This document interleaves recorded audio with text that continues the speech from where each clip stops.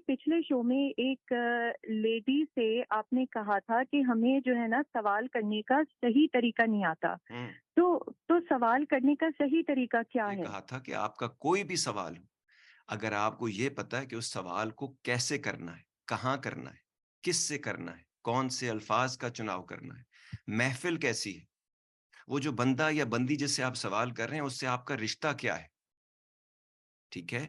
जब आप इन तमाम चीज़ों को सामने रखेंगे और उसके बाद आप अपने अल्फाज का चुनाव करेंगे, तो आपके हर सवाल का जवाब देने वाला बड़े शौक से वो जवाब दे सकता है। या तो वो रिज़ेंटमेंट शो करके जवाब दे, या वो कहते हैं ना, nobody wants to be put on spot, ठीक है?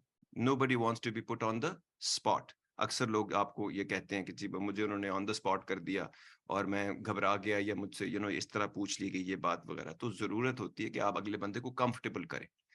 अक्सर मैंने बहुत पढ़े लिखे लोगों को, मैंने बड़े मोटिवेशनल स्पीकर्स को, बड़े लोग जो अदब आदाब की बात करते हैं, मैंने उनको ऐसी बातें करते हुए देखा। अच्छा, फिर आप तो जरा ये तो बताएं ना। इससे पता ये चलता है कि आप किसी को चैलेंज कर रहे हैं। इससे पता ये चलता है कि आप अंडरमाइन कर रहे हैं किसी इंसान की जो इज्जत होनी चाहिए उसके इल्म की वजह से, या वो जो चीज दे रहा है। याद रखिएगा, इस दुनिया में किसी भी इंसान ने ठेका नहीं उठाया हुआ आपके सवालों का जवाब देने का, या आपको पर्सपेक्टिव देने का, ठीक है?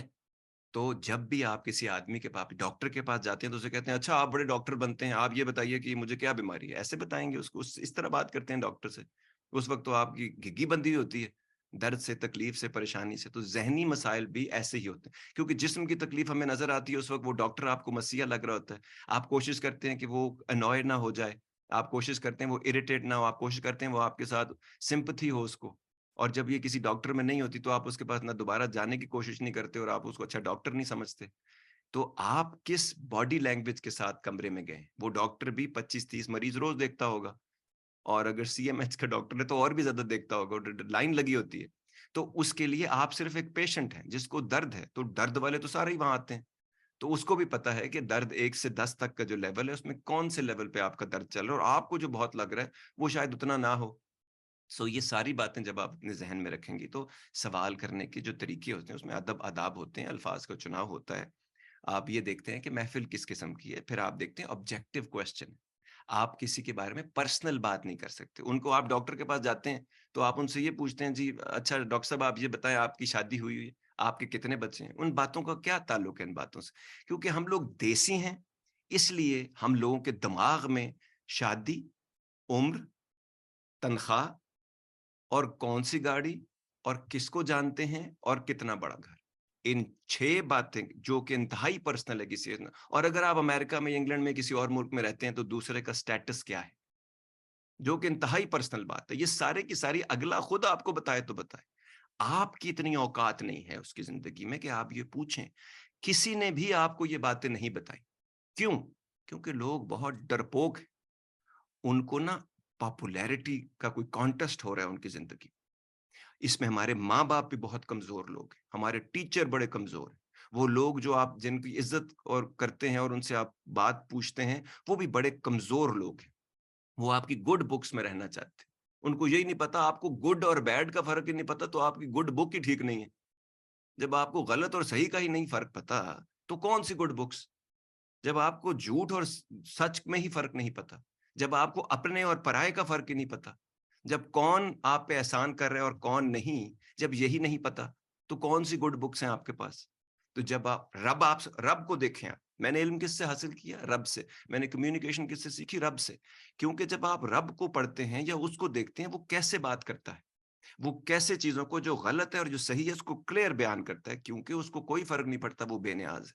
तो टीचर भी बेनियाज़ होता है, गुरु भी बेनियाज़ होता है, ठीक है? इसी तरह जिन लोगों से आप अपनी ज़िंदगी में, जो भी आपके बड़े होते हैं, और आपके पेरेंट्स को भी बेनियाज़ होना चाहिए कि वो आपको बताएँ कि गलत क्या है, सही क्या है, सही इल्म क्या है। इसी तरह इल्म रखने वाला भी आपको कैसा लग रहा है इल्म, इससे बेनियाज़ होता है।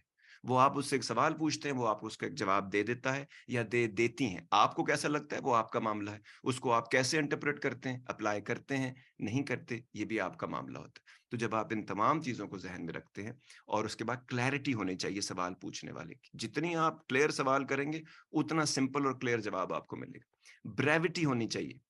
ब्रीफ होना चाहिए, टू द पॉइंट होना चाहिए कि जो आपका असल प्रॉब्लम है। और वो ब्रीफ कैसे होगा? जब आपको एग्जैक्टली पता होगा आपको क्या पूछना है, आपका असल मसला क्या है। हम गोल गोल घूमते हैं, आपने अक्सर देखा होगा एक ही बंदा एक ही सवाल को गोल गोल घुमाता रहता है, और उससे आप जवाब मांगे तो वो भी गोल गोल घूमता रहता है। तो ये गोल घूमने का जो हमारा रवाज है, इसी की वजह से इल्म आलिम से या इल्म वाले से इल्म का जो तालिब है उस तक पहुंचा नहीं।